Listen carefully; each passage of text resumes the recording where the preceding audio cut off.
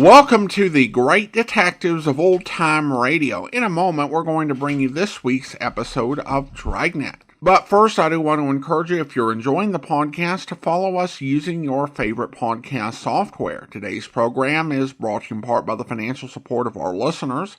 You can support the show on a one-time basis by mailing a donation to Adam Graham, P.O. Box 15913, that's P.O. Box 15913, Boise, Idaho 83715. And you can also become one of our ongoing Patreon supporters for as little as $2 per month by going to patreon.greatdetectives.net. And I want to welcome Edward as our latest Patreon supporter at the Shamus level of $4 or more per month. Thank you so much for your support, Edward. Now, from January 18th, 1951, here is The Big Dance. The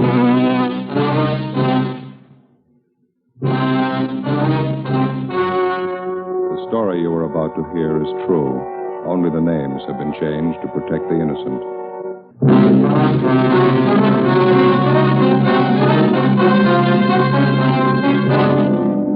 You're a detective sergeant. You're assigned to robbery detail. For 3 months, you've been tracking a pair of hold-up men. There's no pattern to their operation. They're young. They're brutal. Your job, stop them.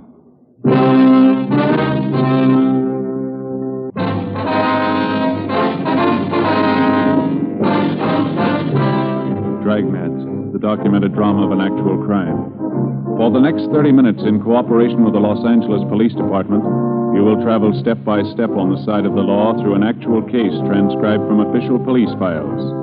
From beginning to end, from crime to punishment, Dragnet is the story of your police force in action. It was Sunday, March 3rd. It was raining in Los Angeles. We were working the night watch out of robbery detail. My partner's Ben Romero. The boss is Harry Didion, captain of robbery. My name's Friday. I was on the way back from the neighborhood bakery shop, and it was 8:45 a.m. when I got to Collis Avenue. Number 4656.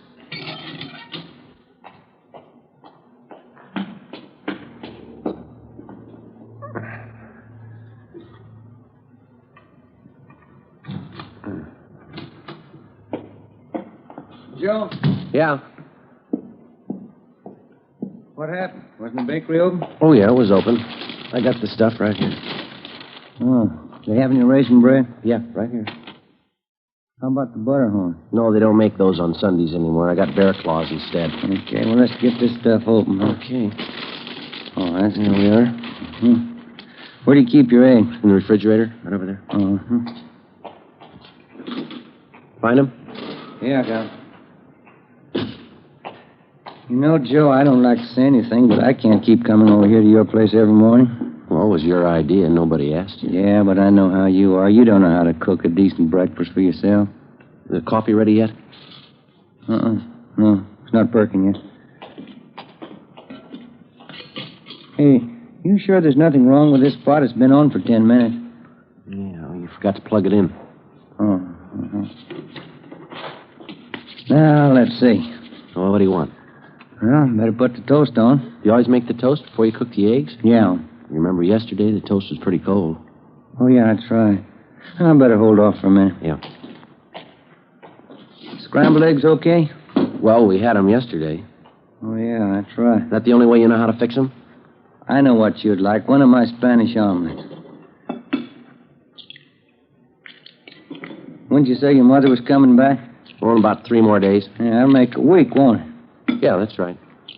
Well, I guess I can work something out with Amy. Wife doesn't like me coming over here every morning like this. Well, I told you before, I can make out all right here. Oh, I know how it is. You think you're imposing. You'd be lost without your can opener. Say, is this omelet of yours going to take very long? We haven't got very much time, you know. I'll have it on your plate in a jiffy. What time are we supposed to see those victims? 9:30 at the county hospital. Where's your tomatoes? In the refrigerator. Oh, uh-huh. Yeah, 23 jobs in 3 months. Those guys really move, don't they? Yeah. Nice tomatoes, Joe. That Hollenbeck job last night. Vicious punks. Yeah, there's no reason to work the old man over the way they did. What'd the doctor say? Well, he's going to get over it all right, but they kicked out all of his front teeth. He's 50 years old. Same M.O. Every job. Aren't you going to peel those? No, skins are good for you. Now, you got a nice big Bermuda? Bermuda onion. Oh, yeah. I'll get you one. Kids.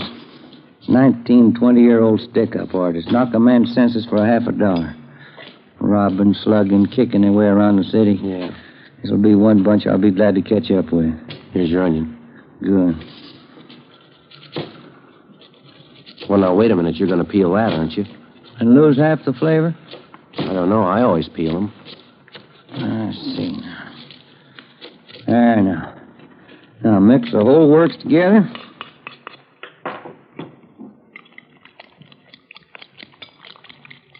You going to put it in that pan on the stove there? Yes, sir.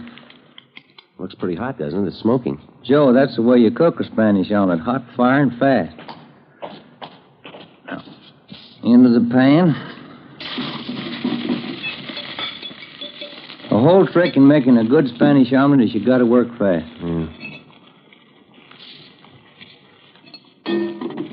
Where are all those little brown flakes on the top there?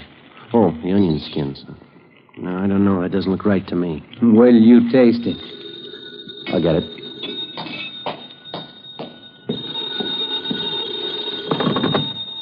Friday talking. Elton Young, Joe. Romero there with you? Yeah, he's here. You two are supposed to see those robbery victims at the county hospital this morning, aren't you? Yeah, at 9:30. Well, cancel that out. Gonzalez and Powers are covering on that. Yeah, how come?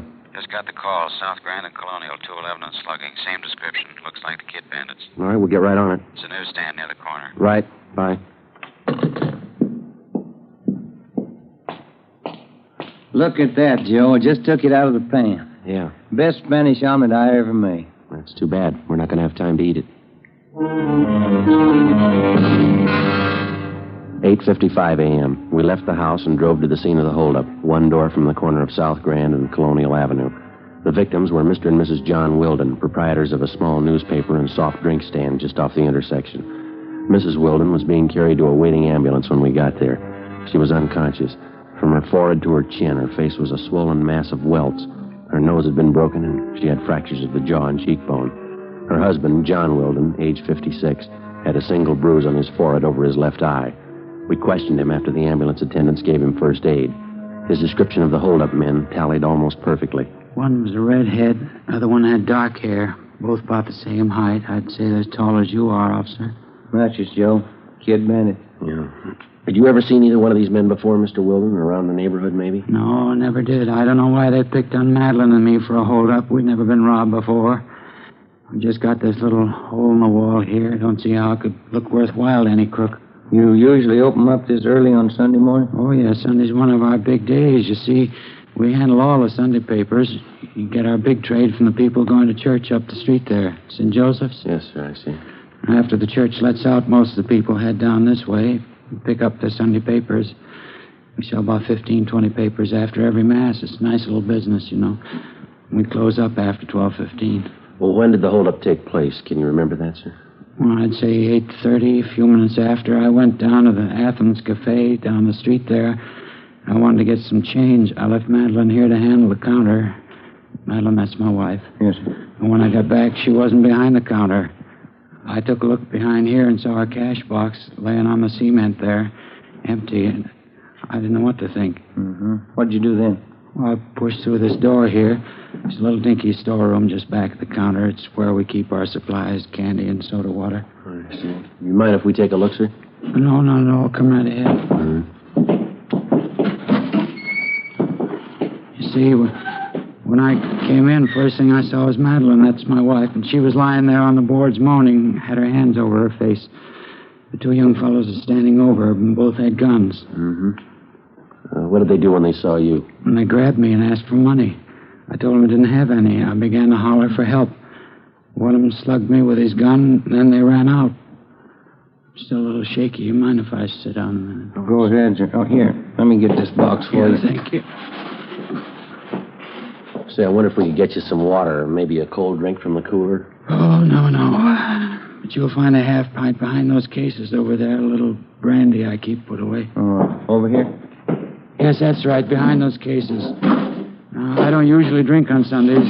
This is an exception, I guess. Here you are, Mr. Weldon. What's that on the floor there, Ben? No, near your foot there. Let's see. The light's not very good. It's a book of matches. Yeah. Are these yours, Mr. Weldon? These matches? No, I don't carry them. Well, your wife's, I guess, huh? I don't think so. Neither one of us smoke. What's that ad printed on the back here? Big Ten Cafe, steaks, chops, short orders, open all night, West Pico. Do you handle cigarettes and cigars here, sir? No, sir.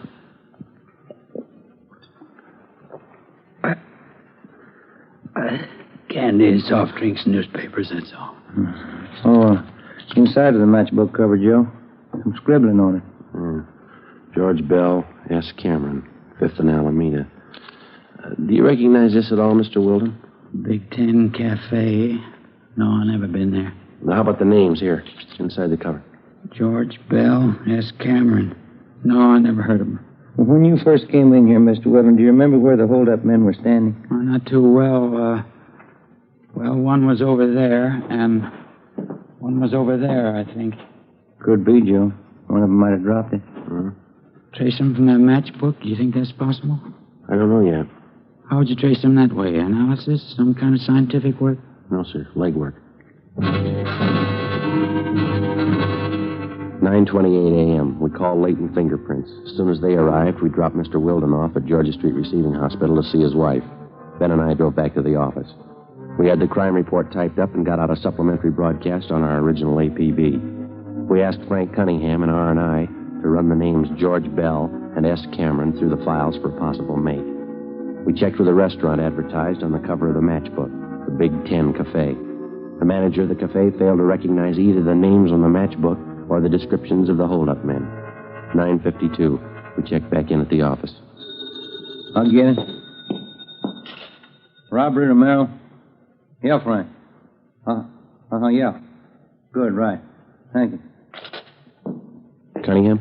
You got a make on the name George Bell. Another one for Sam Cameron. Both of them run together. Got long juvenile record. Good. You got an address on them? Yeah. Won't be hard to run down. What do you mean? Main jail. 5 days before, George Bell, a laborer, and Samuel Cameron, a part-time jewelry salesman, had been booked at the main jail on charges of being drunk and disorderly. The day after his arrest, Cameron was bailed out. Bell was still in the drunk tank. Ben and I went down to the main jail and talked to him. He didn't fit the description of either of the bandits. He was very cooperative, but he stated that he'd been very drunk and he couldn't remember too much. Just don't know, Sergeant. Sam and I went out and tied one on. When it came to, we were here in the drunk tank. You have no idea at all how your names got on this matchbook. I'm trying to think. We're pretty well heated up, Sam and me. That's another thing, that dirty Sam. What do you mean? He gets a friend of his to come up here and bail him out. Think he'd do anything for me? No. I bought the liquor. He lets me sit here now. Dirty Sam. Do you think he might remember about that matchbook? I don't know. I'm disgusted with him. If you see him, you can tell him that. Just let him know he's off my list. How about the address here on the matchbook, George? It says 5th and Alameda. Doesn't that mean anything to you? Were you and Cameron hitting some of the spots around that area? No, we were messing around over in Dogtown. Didn't get down by Alameda at all. Well, it must have some tie-in for you. 5th and Alameda? No. The only guy I know down there is Sanchez. Wait a minute. Yeah? Just a minute. Sanchez. Gus Sanchez, sure. I wanted to see Gus. I thought he'd put up bail for us. Yeah, go ahead. I got it now. I think I have anyway. It was the morning after, and I woke up here in the tank. Oh, a big head, you know. Really whipped. Mm-hmm. Now, first thing I thought was out. I figured Gus Sanchez might pop for bail. A friend of mine, you know. Gus works at the bar at 5th and Alameda. That's it. Well, how's it tie in? This other mooch is in the tank next to me. Somebody's popped bail for him, and he's getting out in an hour. So I asked him to call Gus for me, and he said he would. He wrote my name down, and he wrote down Sam's, too. That dirty Sam. And he took down Gus's address. Yeah, 5th and Alameda. You remember what this man looked like, one who took your name? Oh, let's see. No, everything was going around. He's kind of tall, I know. Would you remember him if you saw him again? Guy did me a favor. I'd remember him. Not like that dirty Sam. Well, how about his name? Did he tell you that? No, I didn't ask him. I should have, huh? You sure about the day this man was released? Positive. The same day I came in, Tuesday. Well, okay, Bell. Thanks very much. We'll be checking back with you. Yeah, all right. Hey, what about this guy? You got a beef with him? Well, maybe if he's the one we want. Yeah, what'd he do? He lost his matches. Ben and I left the drunk tank and went down the hall to check with the officer in charge. We paged through the release book and found that 7 men had been bailed out or discharged from the jail on the previous Tuesday. We went back to the record bureau and had them pull the mug shots on all 7 men. Then we took the pictures back to the drunk tank and showed them to George Bell. No.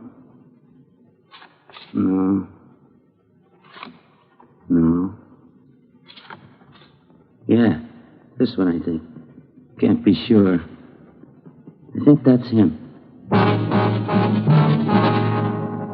George Bell had tentatively identified the mugshot of a Fred Gunther, WMA, 21 years old. Gunther had a previous record of grand theft auto, purse snatching, and drunk charges. His picture matched closely with the description of one of the suspects. 4 a.m., we contacted the Kid Bandit's most recent victim, John Wilden, at his home. We asked him to look at the same group of mugshots that we'd shown to George Bell.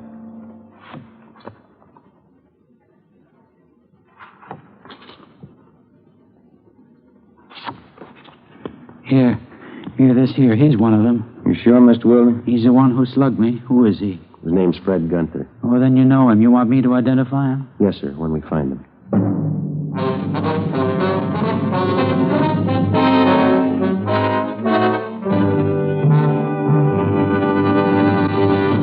You are listening to Dragnet, authentic stories of your police force in action.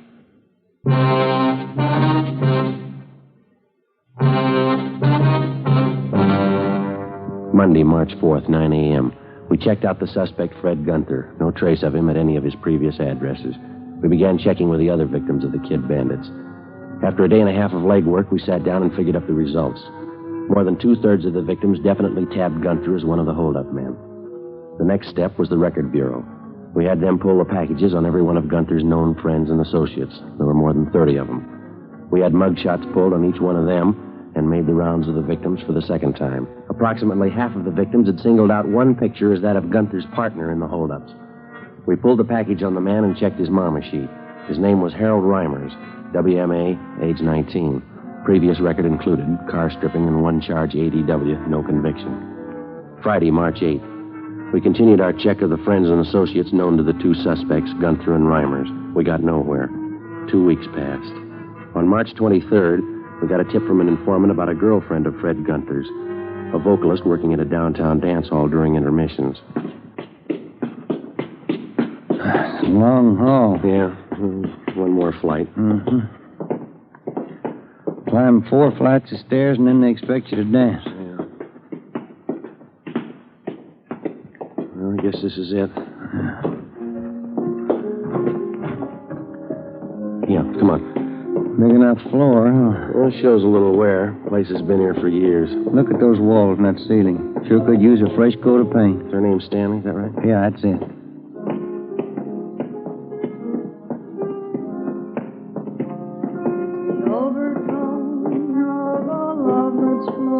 Excuse me? Hi. Your name Lorraine Stanley? Yeah, that's right. Sweet Lorraine, that's my billing. You with the band? No, we're police officers. We'd like to talk to you for a minute if we can. Oh, sure, all right. I was just rehearsing a little.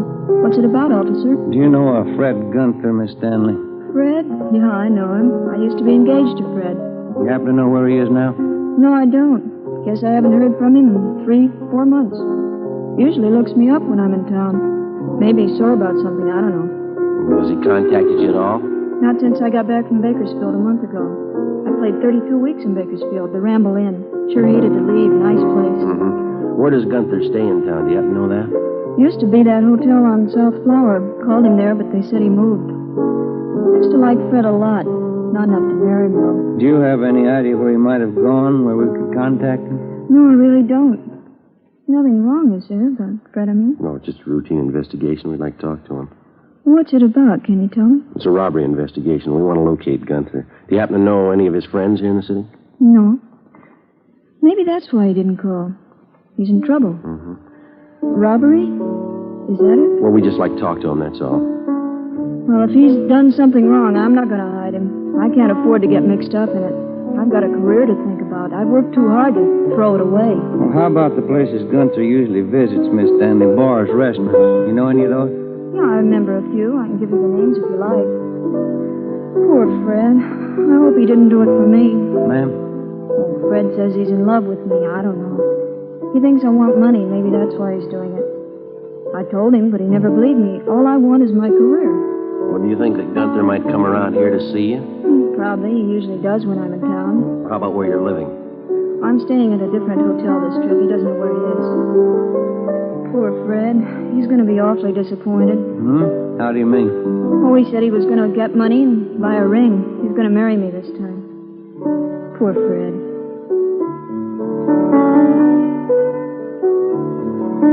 This is my new theme, officers. You like it? Just one more thing, Miss Stanley. If Gunther contacts you by phone, will you be sure and let us know? All right, I'll do that. Sure, beautiful theme, isn't it? Piano player in Bakersfield, he wrote it for me. Beautiful. Yes, ma'am. I hope Fred understands. I don't want to hurt him, but I can't marry him. How do I make him understand? How do I explain it? I don't think you'll have to, ma'am. Before we left Lorraine Stanley, we told her that if Gunther should contact her, not to tell him that she'd talked with us. Stakeouts were placed on the dance hall where she worked and at the hotel where she was staying. Gunther's known hangouts were also covered. The next night, the Kid Bandits were back in business. They hit twice, a liquor store on Franklin Avenue and a tavern on South Flower. Gunther and Reimers were again identified as the two suspects. The stakeouts continued.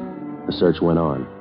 4 days later, we got a tip from the proprietor of a shoe shine stand on West Temple that Gunther's partner, Harold Reimers, had been seen entering a small hotel up the street from his stand.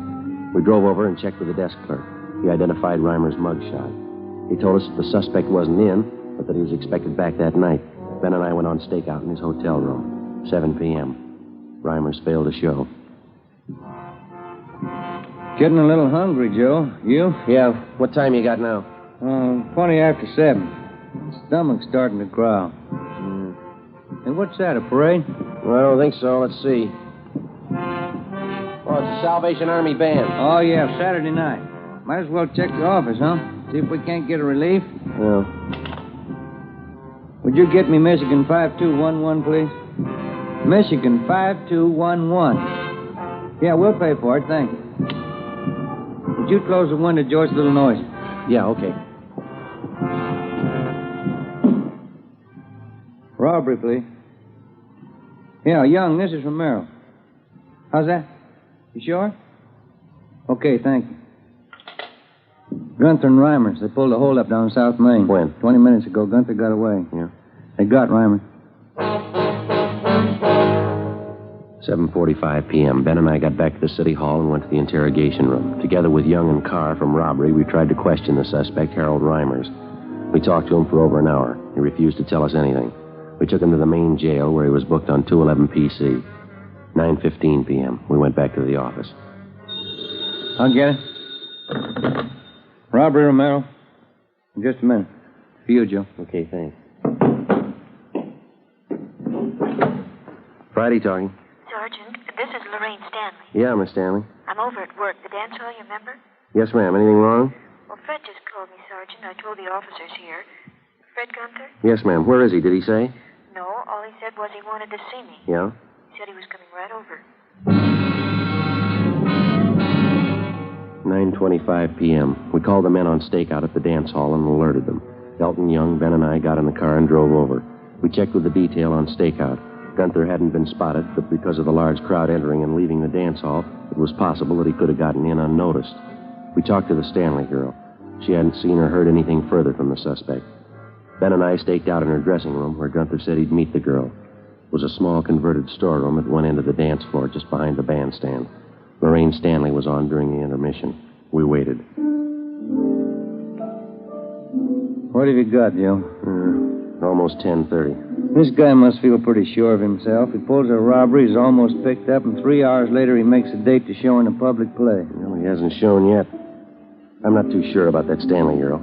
How do you mean? Well, if she's that big an attraction for him. This is the only way out, huh? Besides that fire escape off the alley. Yeah, Young's covering the alley. Come on. Down here, Joe! He got by me. He's up the alley behind one of those trucks. He can't go far. That's a dead end. Stay here, Young, and cut him off. You all right? Yeah, he slugged me, knocked me down. I didn't see him in the dark. Come on, Ben. Yeah. Easy, huh? Sure dark. Yeah. Watch it behind that truck! Make room! I'm coming out! Watch it, Joe!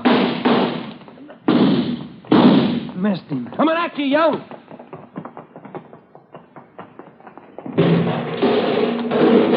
Don't shoot! Don't shoot! All right, stand still. You want to stay with him, Young? We'll call in. Yeah, right. Closest place, that little cafe off the alley to the left. Thanks. Come on, Ben. Yeah. I heard it. Yeah, I guess they got a phone inside. Come on. Wait a minute. As soon as we get Gunther downtown, we're going to come right back here. What for? Take a look at that fry cook in the window there. Yeah, what about him? That fella makes a Spanish omelet exactly like I do. The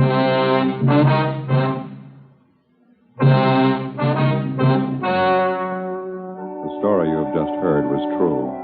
Only the names were changed to protect the innocent.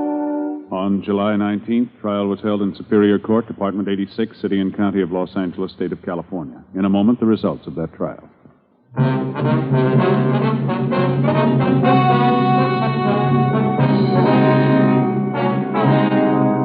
Fred Gunther and Harold Reimers were tried and convicted on several counts of robbery and assault. They received sentences as prescribed by law, and are now serving their terms in the state penitentiary.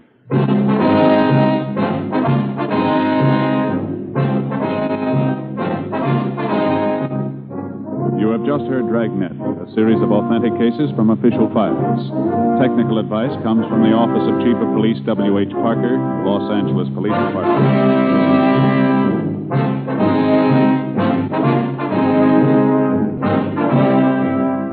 We the People is next with stories of today on NBC.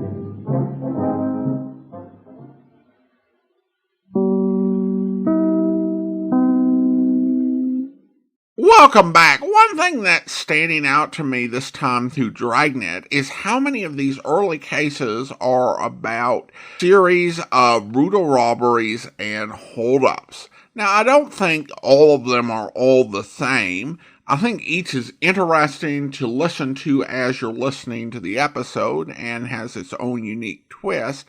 But in memory, they do tend to kind of blend together. Joe Friday trying to help out Ben Romero with breakfast, and Mom Friday's absence seems to be a case of the very nearsighted leading the blind. I get the idea that in terms of main dishes, Ben really just knows how to do scrambled eggs and Spanish omelets, and that's about it. On the bright side, at least when he went to the bakery, Friday didn't have to find a bakery that carried graham bread. We already talked in a previous episode about what a challenge that would be. Though I do have to say, it seems to me that if Friday had just been allowed to have cereal or milk, and I don't think he could mess that up, he actually would have been able to eat before going on the call rather than spending his morning before work running to the bakery to pick up things to help Ben help him. All right, well, listener comments and feedback now, and we have a comment regarding Matthew Slade and the episode Passage to Tangiers. And over on YouTube, Sasoff writes, that grilled camel liver sounds yummy. To each their own. Well, now it is time to thank our Patreon supporter of the day, and I want to go ahead and thank Robert. Robert's been one of our Patreon supporters since August 2016, currently supporting the podcast at the Detective Sergeant level of $7.14 or more per month. Thank you so much for your support, Robert. And that will actually do it for today. If you're enjoying the podcast, Please follow us using your favorite podcast software, and be sure to rate and review the podcast wherever you download it from. We'll be back next Saturday with another episode of Dragnet. Join us this weekend for public domain video theater at videotheater.greatdetectives.net, on our YouTube channel, and now on Spotify, where we will be bringing you a TV episode of Dragnet.